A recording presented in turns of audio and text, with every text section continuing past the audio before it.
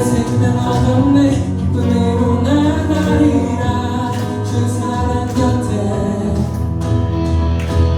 삶의 고난이 다가와도 믿음으로 걸어가리라 주님과 함께 내 아버지 되시는 주님 기쁨에서 우리 노래하리 날 살리는 주 사랑의 숨결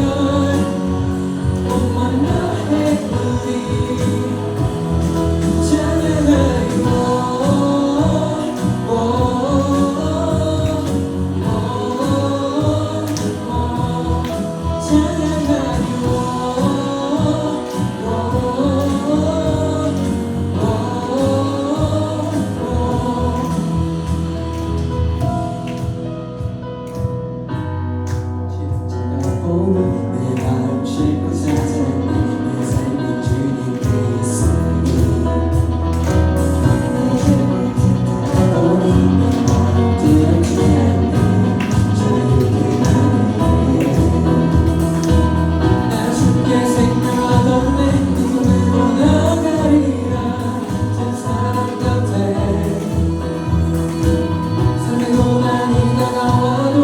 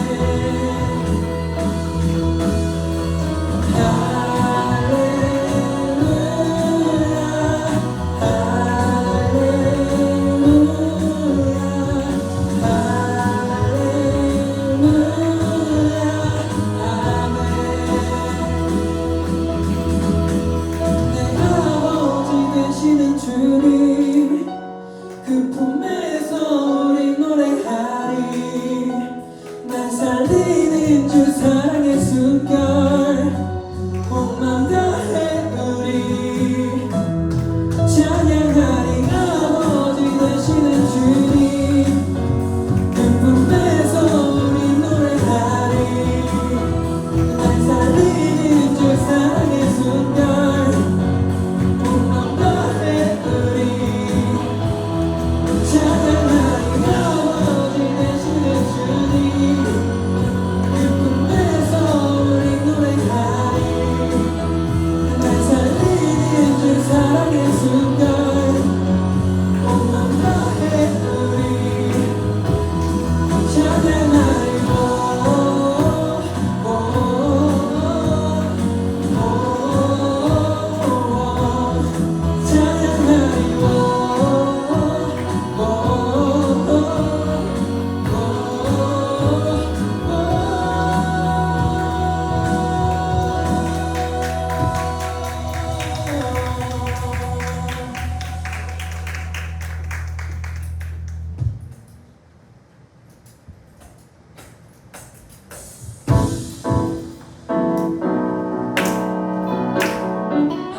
원한 사랑에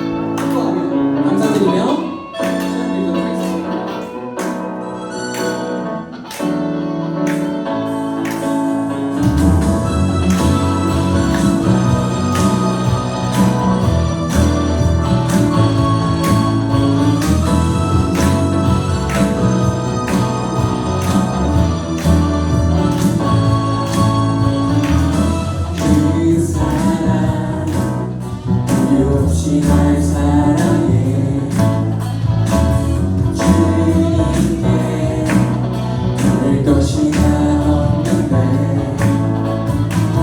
그 사랑 이유 없이 날 사랑해 주님을 나도 사랑해 이유 없다니 믿어지나요 내게 찾아온 주님의 사랑 믿을 수 없는 그 사랑이 믿어진 것 같았어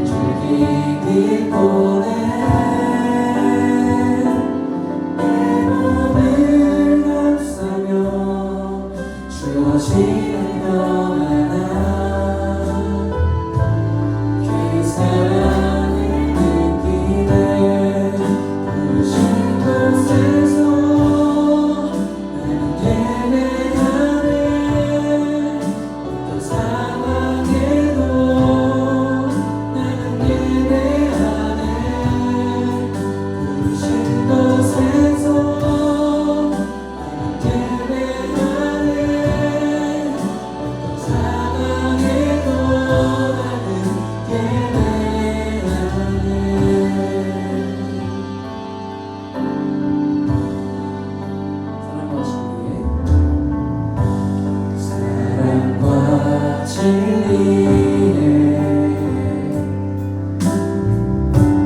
한 줄 깊이 보내 내 몸을 감싸며 주어지는 평안함 그 사랑을 느끼네 부르신 곳에서 나는 예배하네 어떤 상황에도 나는 예배하네 부르신 곳에서 나는 예배하네 어떤 상황에도 나는 예배하네 내가 걸어갈 때 내가 걸어갈 때 길이 되고 살아갈 때 삶이 되는 그곳에서 예배하네 내가 걸어갈 때 길이 되고 살아갈 때 삶이 되는 그곳에서 예배하네 내가 걸어갈 때 길이 되고 살아갈 때 삶이 되는 그곳에서 예배하네 내가 걸어갈 때 길이 되고 살아갈 때 삶이 되는 그곳에서 예배하네 부르신 곳에서 예배하네 상황에도 난 예배하네 부르신 곳에서 예배하네 상황에도 나는 예배하네 부르신 곳에서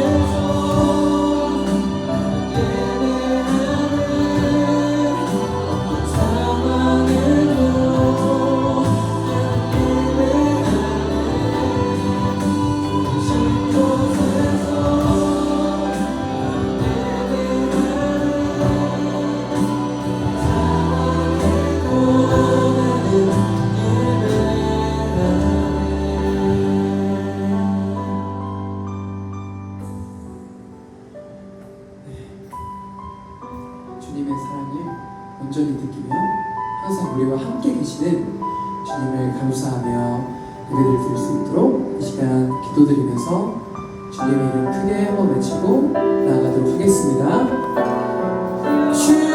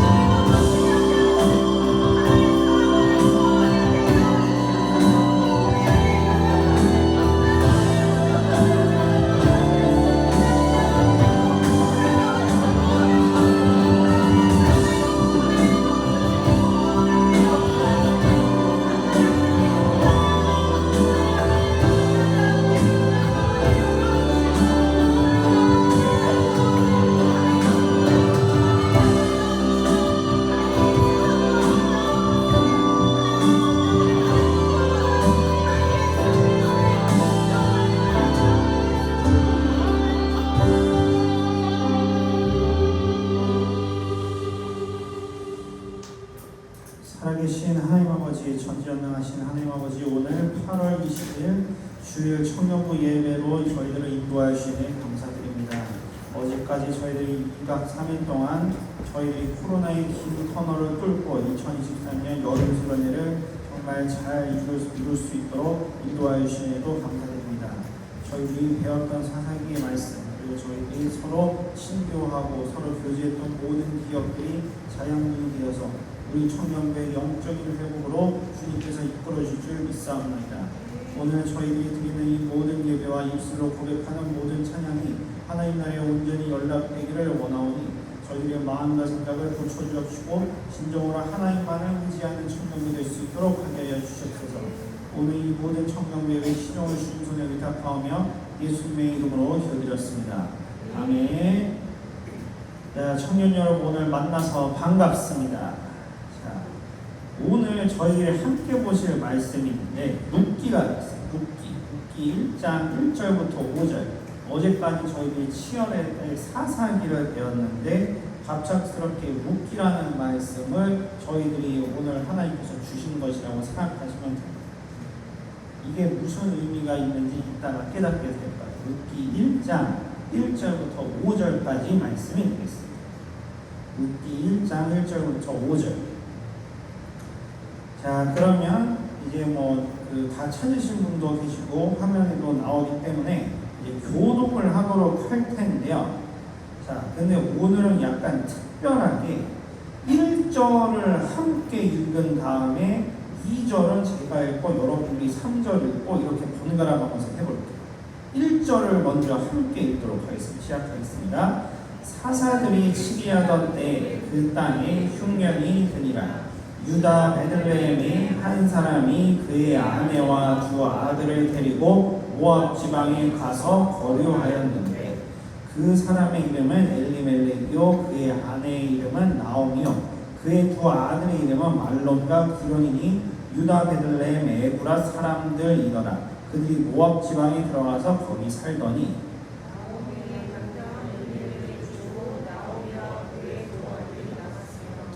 그들은 모압 여자 중에서 그들의 아내를 맞이하였는데 하나의 이름은 오르바요 하나의 이름은 루시더라.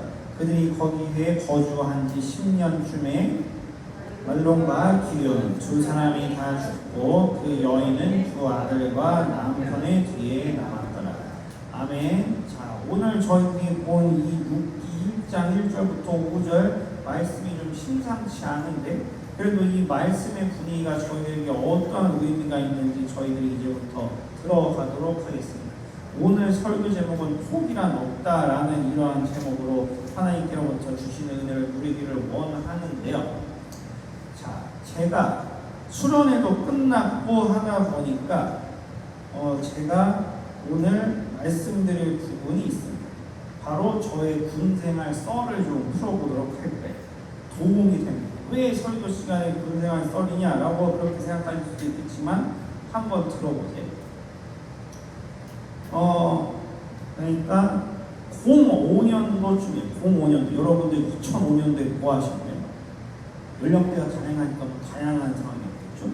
05년도 6월달에 무슨 일이 있었냐면 경기도 연천에서 28사단이 이제 관리하던 GP 안에서 김일병이라는 사람이 같은 동료에게 총기 난사를 한 대참사가 났었어요. 거기서 8명이 죽고 나머지 2명이 큰 부상을 입어서 중상을 입은 걸로 알고 있습니다. 그것 때문에 전 부대가 발칵 뒤집힌 거예요. 그래서 원인이 뭔가 봤더니 군부대 구타, 가혹행위, 욕설, 기타 등등 이런 문제가 폭발하다 보니까 같은 동기나 같은 전우한테 앙심을 품고 총기 난사를 해버린 거죠.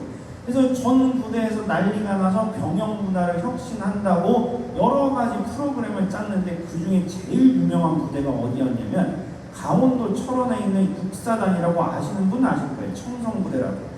거기서 무슨 배를 만들었는데 무슨 배이 뭐냐면 예를 들면 이거예요. 군부대 선임이 고참이 후임을 막 혼내요. 군대용으로 갈군다고 하죠. 야, 너 군생활 편하냐? 아닙니다. 군생활 편하냐고? 아닙니다. 아닙니다밖에 못해? 군생활 편하냐고? 아닙니다. 아닙니다 하면 너 나한테 맞을 줄 알아? 아닙니다.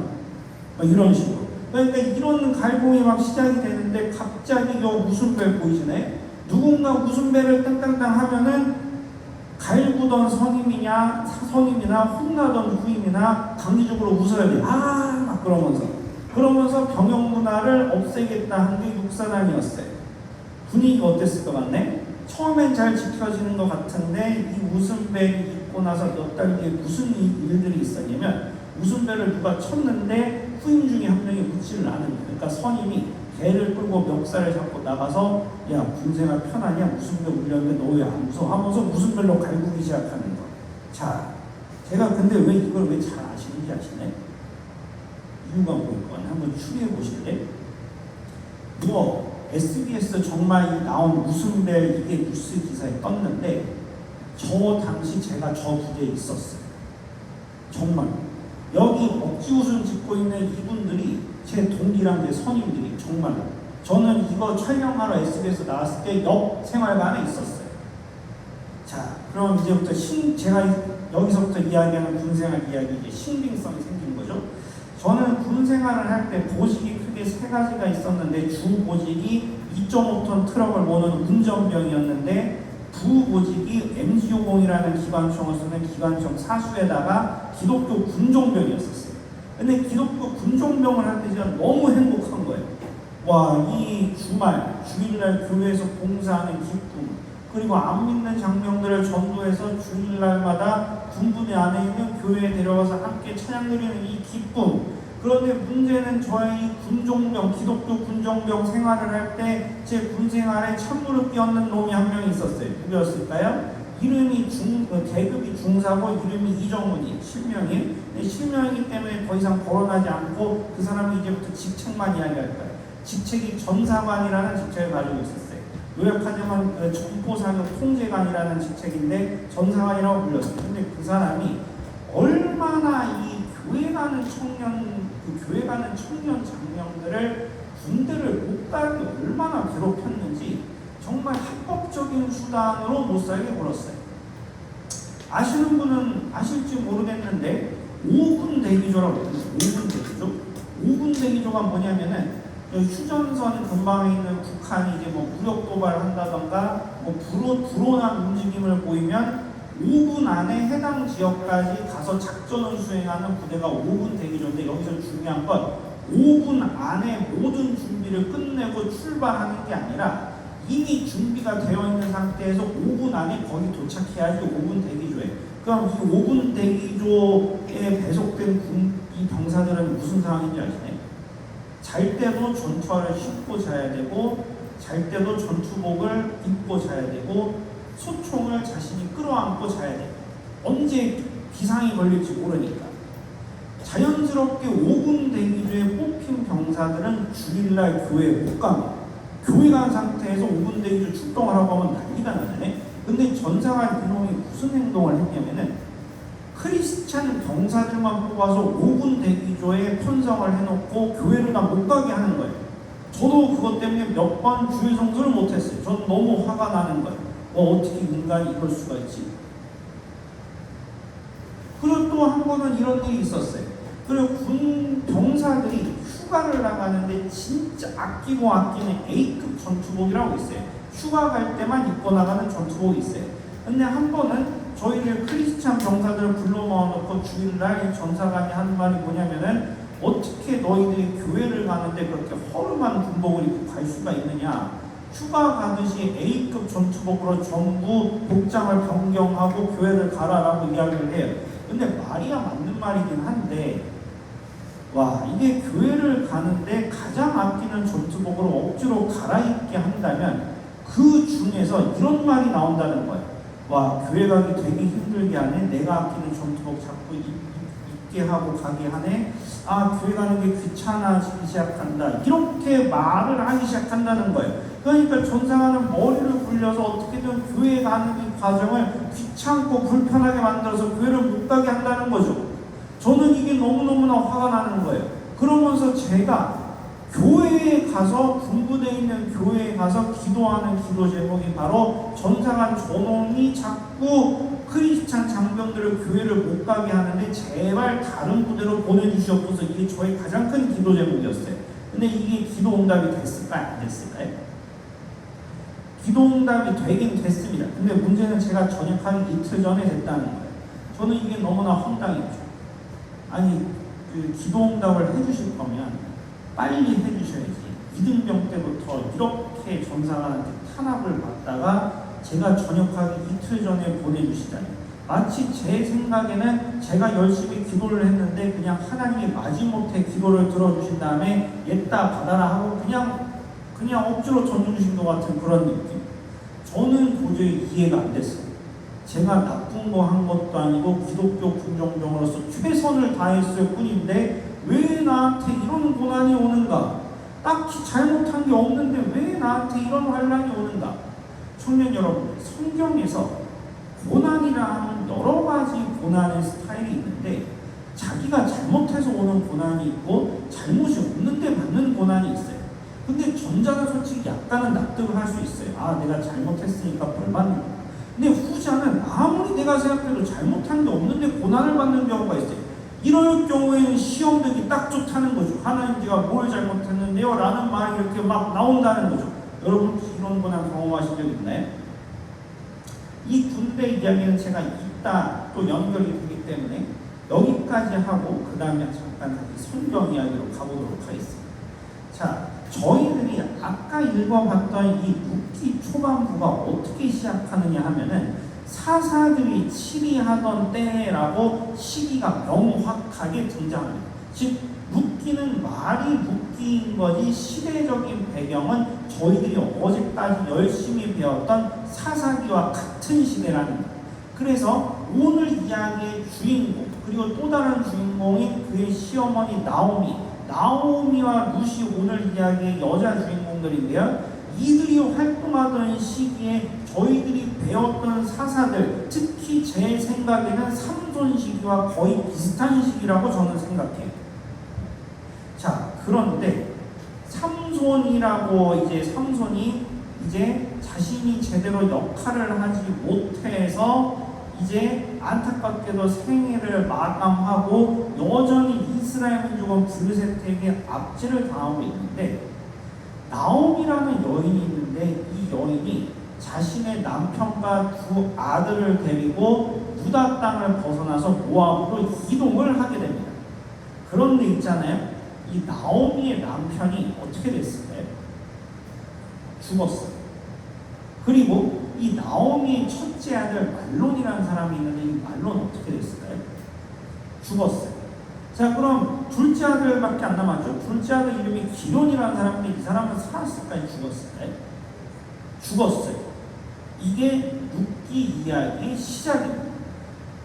이게 상당히 당황스러운 게 뭐냐면 이 나오미랑 그리고 이 나오미가 뭘 잘못했는지 설명을 해준 다음에 그녀의 남편도 죽고 두 아들도 죽었다, 이 세 사람이 죽었다 이렇게 표현을 했으면 납득이라도 될 법했는데 성경은 나오미가 아무것도 잘못한 게 없이 서술을 했으면서 갑자기 남편과 두 아들이 죽어버려요. 그리고 또 다른 오늘 이야기의 주인공인 이 나오미의 며느리 룻, 이 룻도 사실은 자신의 남편도 갑자기 죽어버리게 되는 것이죠.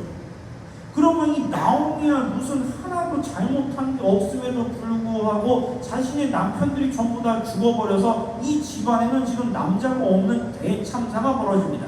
그래서 그 당시 고대 사회의 기준으로 이 나오미와 룻의 상황은 한마디로 표현하면 그냥 쫄딱 망했어요. 청년 여러분, 이해가 되시네요. 잘못한 게 뭐가 있을까요? 나오미랑 그리고 그 며느리 룻도 황당하죠. 룻은 이스라엘 사람이 아니 모압 여인이, 우리 식으로 따지면 가나안 여인 중에 한 명인데 유다 집안에 시집 들어왔다가 자신의 남편이 죽어버리는 참사가 벌어져요. 나오미랑 룻 둘 다 잘못한 게 없는데 남편들이 전부 다 죽어버리면서 이 룻기의 암울한 분위기부터 시작이 되는데, 여기서 저희들은 하나님께로부터 이런 질문을 받는다고 보시면 됩니다. 만약에 이 성경을 읽는 우리들이 오늘 본문의 나오미와 룻처럼 자신이 잘못한 일도 아닌데 갑작스럽게 고난과 혼란이 닥쳤을 때 어떤 태도를 유지할 수 있는가에, 여러분들이 잘못한 게 없는데 고난과 혼란을 경험한다면 여러분 입술에서 무슨 말이 나올까요? 제가 서두에 말씀드렸듯이 저는 솔직히 기독교 군종병으로서 군대에서 생활할 때 딱히 그다지 잘못한 게 없는 것 같은데 너무 큰 혼란을 받아서 저는 그때도 이해가 안 됐어요. 왜 나한테 이런 시련이 오는 걸까? 내가 어떤 면에서 잘못했는지 도저히 짐작가는 게 없는데 왜 이런 고난이 나에게 일어나는가? 너무너무 궁금하고 힘들었었습니다. 그런데 말이죠, 여기서 중요한 건 바로 룻이었어요. 룻은 자신의 남편이 비명 행사하고 이제 우리 집안에는 시어머니랑 나밖에 안 남았어요. 또 다른 며느리는 자신의 남편 죽자마자 그냥 고향으로 가버렸어요. 이 집안에 남아있는 건 시어머니랑 나일 뿐이에요. 그런데 여기서 룻은 놀라운 고백을 하는데요. 어머니의 하나님이 나의 하나님이 되고 어머니의 백성이 나의 백성이 될 것입니다 라는 고백을 하는데, 이게 요즘 우리식으로 따지면 이런 말을 하는 거예요. 나는 비록 이스라엘 혈통이 아니고 모압인, 즉 나는 이방인의 혈통이지만 시어머니 나오미님, 당신이 믿는 하나님을 제가 영접하겠습니다. 그리고 당신이 다니는 교회에 내가 나가겠습니다 하면서 이 고난 와중에서도 지금 이 룻이라는 여인은 본인이 혈통이 이스라엘 사람이 아님에도 불구하고 크리스찬이 되어서 교회에 나오겠다고 선언을 하기 시작해요. 여기서 하나님의 불꽃 같은 눈동자는 이 모압 여인 룻을 주목하시기 시작합니다. 그리고 시간 관계상 제가 중간 과정을 생략을 할게요. 다시 유다 땅으로 모든 걸 잃어버렸기 때문에 시어머니 지금 이 나오미와 그리고 오늘 이야기 여자 주인공 룻은 유다 땅으로 돌아가는데 거기서 보아스라는 남자 청년이 있어요. 근데 보아스는 굉장히 신실하고 신앙심이 좋고 하나님을 전적으로 의지하는 그 당시 그 마을에서 믿음적으로는 굉장히 존경을 받는 젊은 청년이었어요. 그런데 이 보아스가 보니까 룻이 너무 신기한 거예요. 나랑 같은 민족도 아니고 모압 여인인데 저 룻은 대체 어떤 면으로 하나님을 저렇게 사랑할까? 대체 어떤 면으로 시어머니를 저렇게 잘 섬기고 어떤 면으로 하루하루 저렇게 고난 와중에서도 미소와 행복을 잃지 않고 끝까지 하나님을 경배하는가라고 하면서 보아스라는 남자 청년이 룻에 대해서 흥미를 보이기 시작하고 이 흥미가 관심이 되고 드디어 관심이 애정으로 변하기 시작합니다. 그래서 이 유다 청년 신앙 좋은 보아스와 이방 여인이었지만 하나님을 믿고자 작정했던 룻이 결혼을 하게 되는데, 오늘 본문 말씀은 아니지만 4장 13절에 하나님께서 이렇게 하셨다라는 내용이 나옵니다. 여호와께서 그에게 임신하게 하심으로 그가 아들을 낳았지라. 무슨 얘기일까요 이게? 보아스와 룻이 결국 이런 기적과 같은 만남으로 결혼을 하고 자식을 낳게 되는데, 사실은 이 모든 과정이 하나님의 계획과 설계였다는 거예요.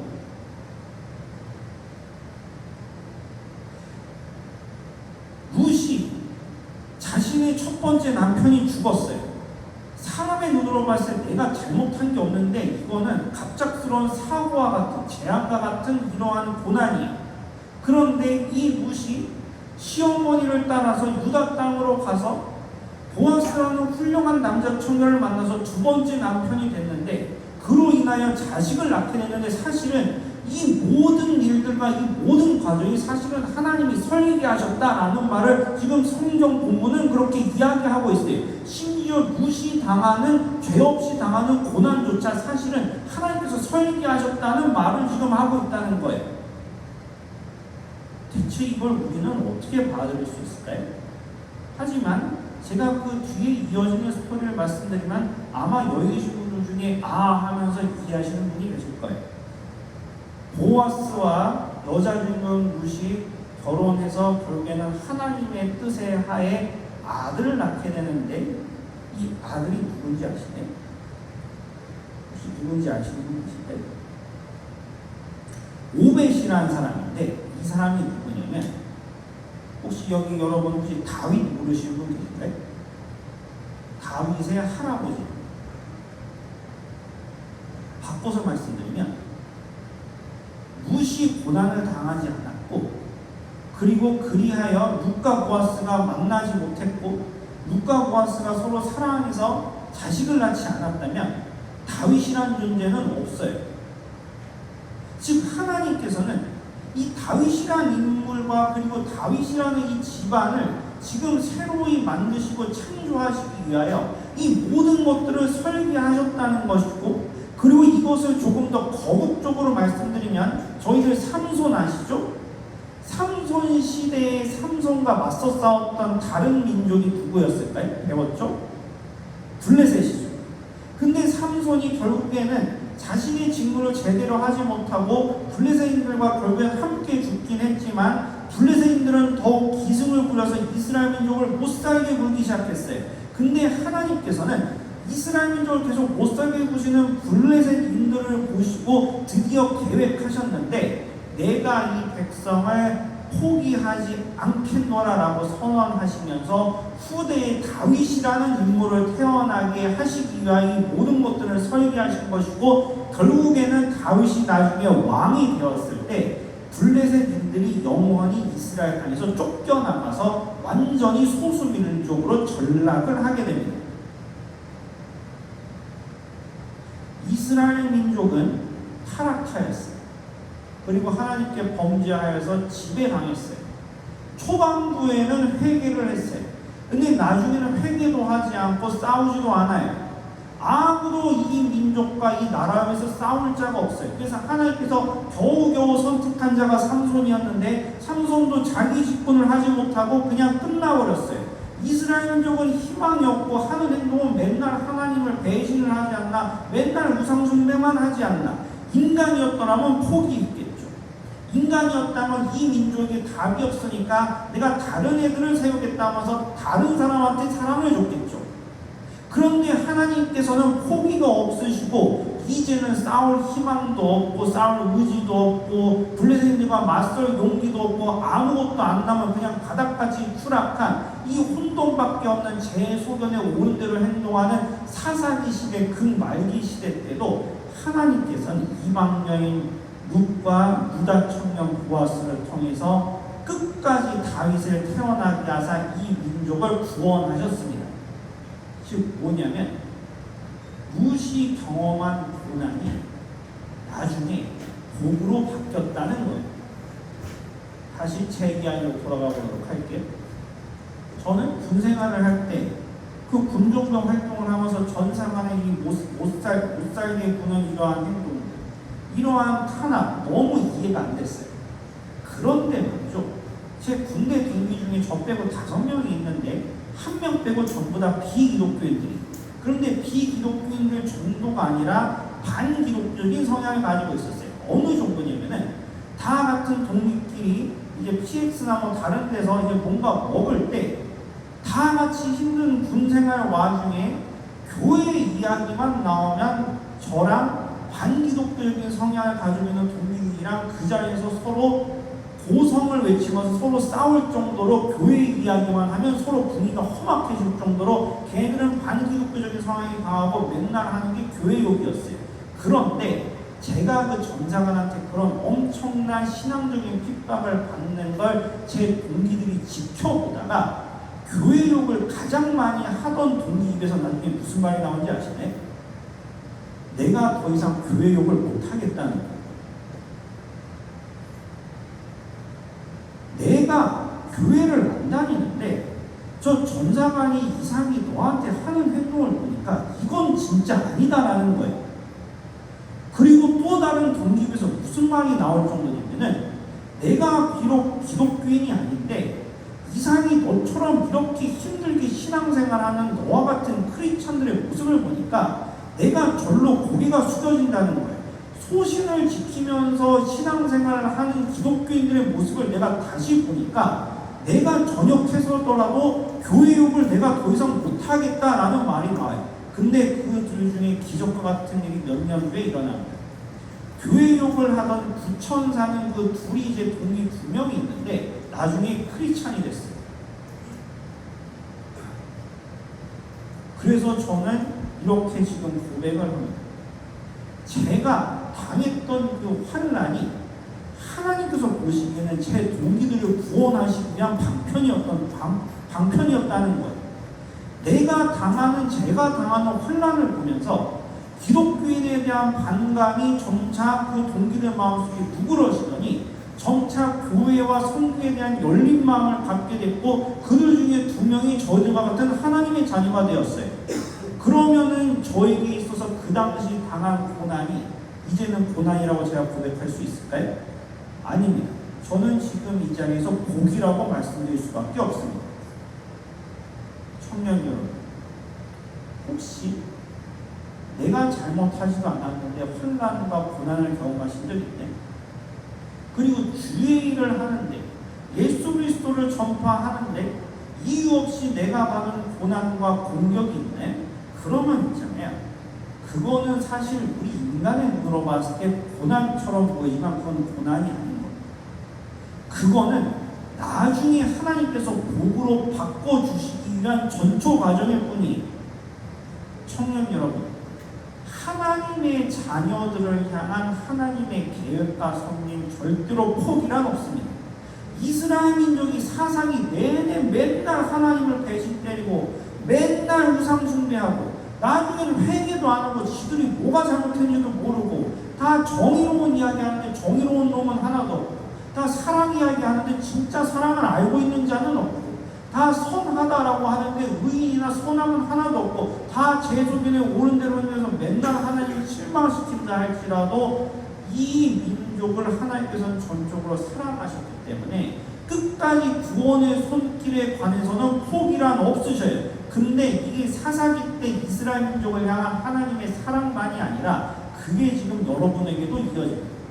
여러분들이 하나님의 자녀가 됐다면 여러분들이 때때로 넘어지고 낙심하고 하나님께 때로는 실망스러운 모습을 보인다 할지라도 여러분들을 바르게 이끌게 하기 위한 하나님의 섭리는 절대로 포기란 없으셔요. 이걸 여러분들이 반드시 믿으셨으면 좋겠습니다. 여러분들이 혹시 환난이나 어려움을 당할 때 이런 생각이 여러분 마음속에 가득 찰 수 있어요. 하나님이 혹시 날 포기하셨나? 아닙니다. 포기하신 게 아니라 여러분들이 하나님이 포기하셨다라고 착각하기 때문에 그렇게 느껴진 것뿐이에요. 여러분들 머릿속에 나를 포기한 하나님을 상상했기 때문에 상상 속에 만들어낸 포기하신 하나님을 여러분들이 만들었기 때문에 그게 하나님의 진짜 모습인 줄 착각하고 있는 것뿐이에요. 하나님은 절대로 여러분들을 포기하실 분이 아닙니다. 그런데 만약에 여러분들이 이해할 수 없는 환난과 고난이 닥쳤을 때 여러분들은 이렇게 생각하셔야만 됩니다. 여러분들이 경험하는 그 어려움과 환난을 지금 나중에 놀랄 만한 복으로 지금 바꾸시는 작업을 하나님께서 하시는 중이구나 라고 믿으셔야 돼요. 룻이 자신의 남편이 죽었을 때 얼마나 황당했겠어요. 그런데 이미 그때부터 하나님께서는 룻을 보아스와 연결시키게 하시기 위한 계획이 있었고 이 두 사람의 자손을 통하여 다윗을 탄생시키고 블레셋으로부터 이스라엘 민족을 구원하실 계획을 계속 작업하셨던 거예요. 저도 마찬가지. 제가 군생활하면서 당한 그 환난과 고난을 경험할 때 제 눈으로 봤을 때는 솔직히 하나님이 섭섭하게 느껴졌겠지만 하나님은 큰 그림을 보사 이삭 군종병, 이삭 병장의 모습을 통하여 제 동기를 구원하시기 위한 계획까지 세우셨다는 거예요. 청년 여러분, 여러분들이 혹시 인생을 살아가면서 경험하는 혼란과 고난이 있잖아요. 그 고난을 통하여 여러분과 여러분 주위 사람을 구원하시기 위한 하나님의 작업이 지금 이루어져 있기 때문에 여러분들이 그 환난을 고난 가운데 경험하고 계실 수도 있습니다. 지금이야 우리들의 인간으로는 이해가 안 되겠죠. 이거 그냥 고난인데 뭐가 복이에요? 그런데 제가 장담하는데 시간 지나고 한번 보세요. 제가 장담하는데 몇 년 후가 됐든지 이런 고백이 여러분들 중에 나오게 될 겁니다. 그때는 고난이었는데 시간이 지나서 멀리서 그때의 일을 돌이켜보니까 그거 복이었구나. 미래의 복을 생각하시면서 절대로 포기하지 않으시는 하나님을 끝까지 신뢰하시는 여러분들이 되시기를 주님의 이름으로 축원합니다. 자, 그러면 오늘 이 말씀을 생각하면서 약할 때 강함 대신에 다 함께 찬양 하나님께 드리시고 이후에 저희들 합심하여 기도드리는 시간 갖도록 하겠습니다.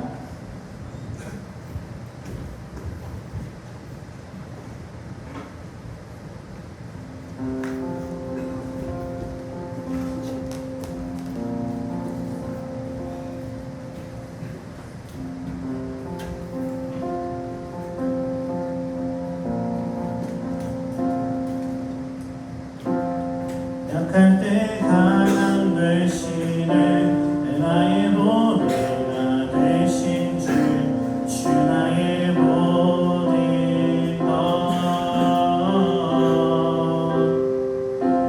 주 안에 있는 오늘에 나는 포기할 수 없네 주 나의 모든 것 고백하겠습니다.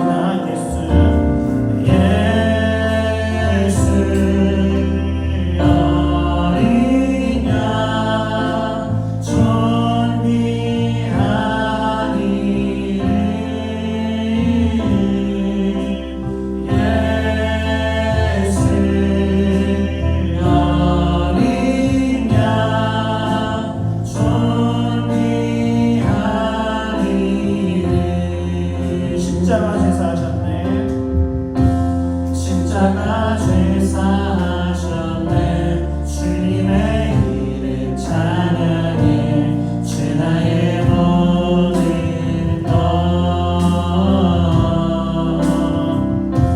쓰러진 나를 세우고 나의 빗자를 채우네 주 나의 모든 것 고백하겠습니다.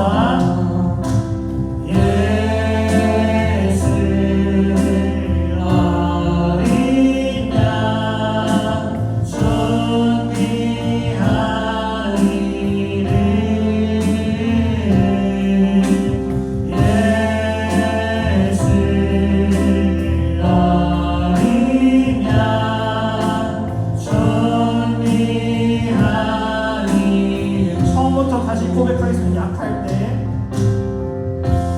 약할 때 강함 대신에 나의 보배가 되신 주 나의 모든 것 주 안에 있는 보배를 나는 포기할 수 없네 주 나의 모든 것 예수 어린 양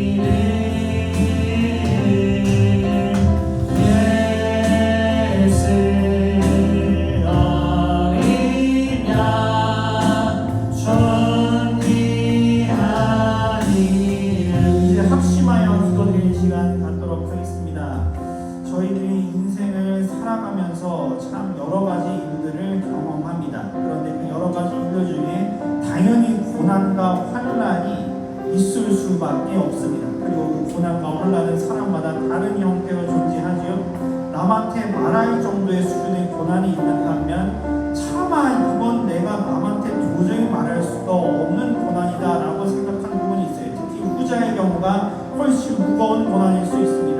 그런데 이때 저희들의 마음속에 드는 인간적인 생각이 있습니다. 하나님 저한테 왜 이러시죠? 제가 이렇게 힘들고 환난 가운데 있는데 하나님께서는 왜 침묵하시는 것 같습니까?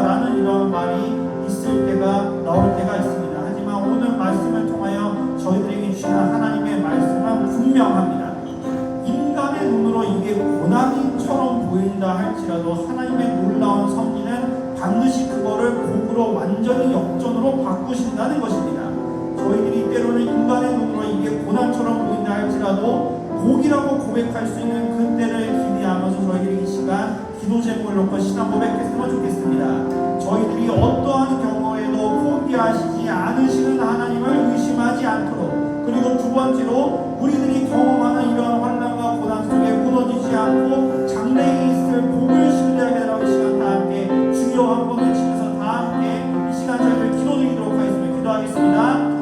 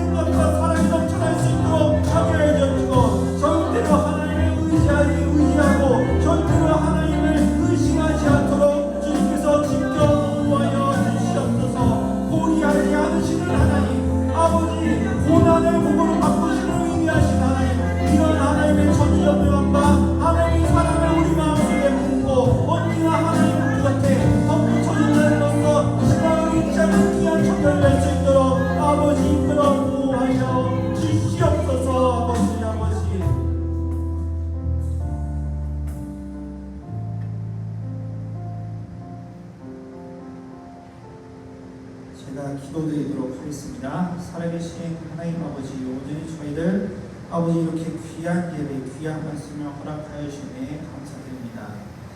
살아계신 하나님 아버지, 저희들이 듣는 귀가 어두워서 그리고 보는 눈이 어두워서 이 말씀을 오늘 받고도 저희들 마음속에 제대로 심어졌는지 지금 의심이 될 때가 있사옵나이다. 하지만 저희들의 연약함과 저희들의 악함을 하나님께서 아시오니 이 말씀이 반드시 언젠가는 우리 마음속에 씨를 뿌리고 열매를 맺어서 우리의 삶이 변화되기를 간절히 바라고 원하옵나이다. 저희들이 아직 어리고 아직 아는 것들이 너무 없어서 우리 인생에서 어쩌면 아직까지 고난의 때를 경험하지 못한 청년들이 있을 수도 있사옵나이다. 하지만 그때가 되었을 때 모든 사람들이 피할 수 없는 이 고난이라는 이러한 관문에 다다랐을 때 이 말씀을 통해 세상 사람들과 다르게 저희들은 큰 위로를 전부 다 받기를 원하옵나이다. 포기하시지 않으시고 저희를 끝까지 사랑하시고 저희들을 언제나 뒤에서 지켜보고 계신 하나님께서 저희들이 경험하는 어려움을 반드시 복으로 바꿔주실 줄 믿사오니 이 말씀을 모든 청년들에게 신앙 고백으로 나올 수 있도록 주님 지켜 보호하여 주시옵소서. 인류의 모든 순서도 주님 손에 맡겨며 예수님의 이름으로 기도드렸습니다. 아멘. 네, 시간 모아 드리면서 주님의 이름으로 찬양 드리도록 하겠습니다.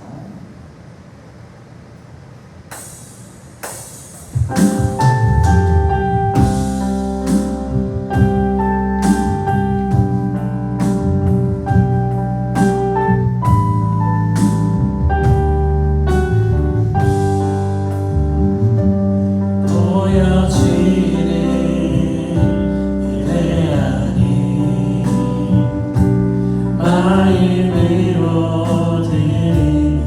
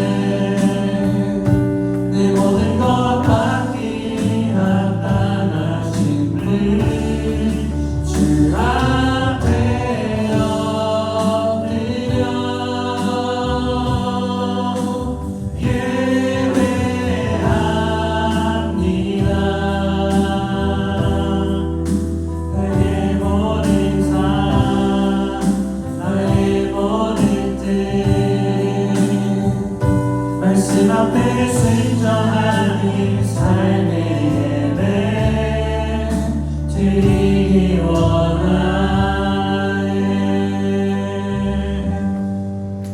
자, 제가 대표하여 보온 기도 드리도록 하겠습니다. 살아계신 하나님 아버지, 저희 방금 저희에게 보온 찬양을 드렸습니다. 하나님, 저희의 마음과 육신이 많이 연약하옵니다만 저희들이 가지고 있는 성향, 성질, 은사, 달란트 모든 것들을 하나님께 바치옵나이다.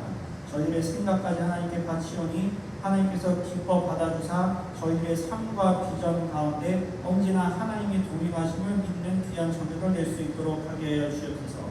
이래 저희들의 발걸음 하나하나, 호흡 하나하나, 그리고 저희들이 곡조가 있는 기도의 찬양 한 소절을 드릴 때마다 저희들이 언제나 마음속에 채워짐과 풍성함과 하나님을 사랑하는 마음이 더욱더 발전하고 진보될 수 있도록 하게 하여 주시옵소서. 내일부터 시작되는 모든 삶, 그리고 내일부터 시작되는 모든 평일의 일과 가운데 하나님을 진정으로 의지하는 히스기야 같은 영성을 모든 청년들에게 보여주시기를 간절히 바라고 원하오며 예수님의 이름으로 기도드렸습니다. 아멘.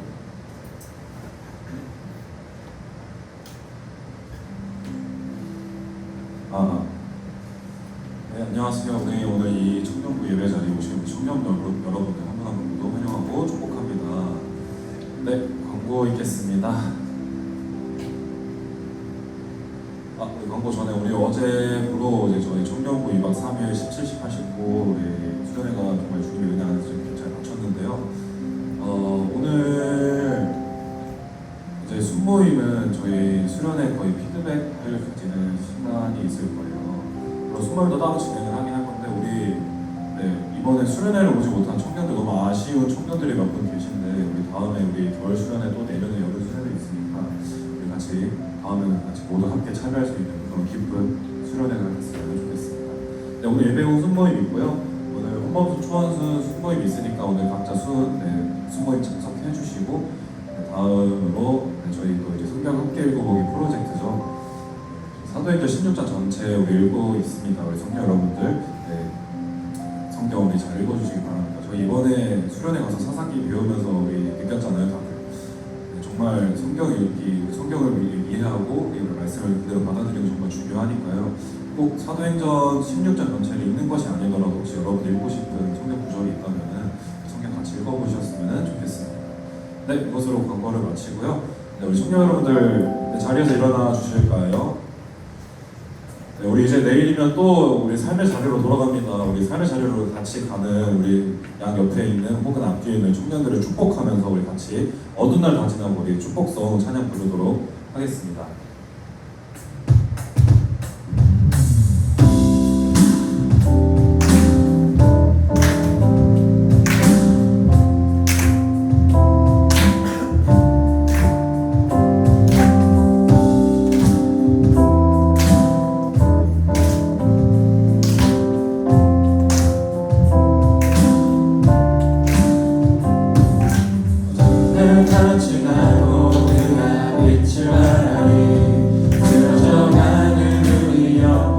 주가 붙잡아주시니 우리 쉬지 않으리 이 길의 끝이 있으니 한 걸음 한 걸음 주와 함께 걸으니 우리의 걸음이 끝나는 그날 그 순간 함께 하시니 우리 안아주시니 더 이상 물 없으니 당신의 나라에서 이제 영원히 주뿐만에서 우리 찬양하는데 우리가 느끼는 세상이 미련하다 해도 우리는 주가 보여주신 그한 소망이 있으니 어둠의 조각조차 그곳에 발들이지 못해 당신의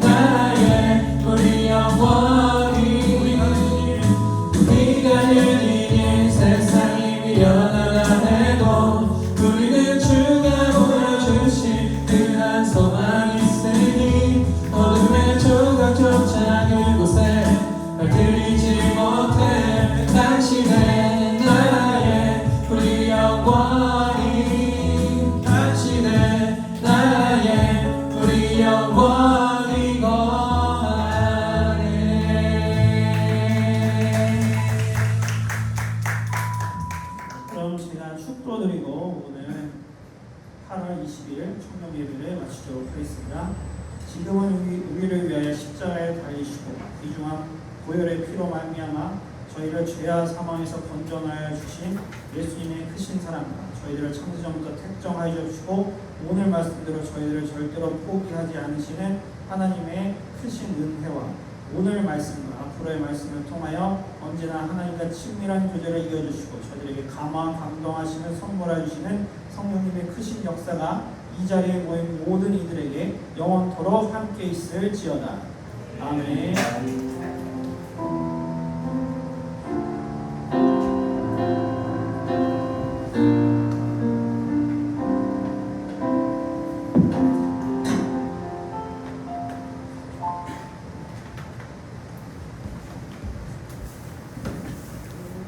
수련 때 우리 피드백 있으니까 서운한 어디 가지 말고 우리 같이 숨모임하고 우리 피드백 하고 가야지, 그죠? 네, 어디 가지 말고 우리 같이 숨모임을 했으면 좋겠어요. 그래서 편히 주고 동남이어도 안전한 복구까지로 다스려주는 일단은 성은이랑 이상이는 오늘 나랑 우리 순이랑 같이 하자. 민혁이랑 같이 있으니까 성은이랑 이상이랑 우리는 나랑 같이 하면 돼요. 그러면은 초한수는 우리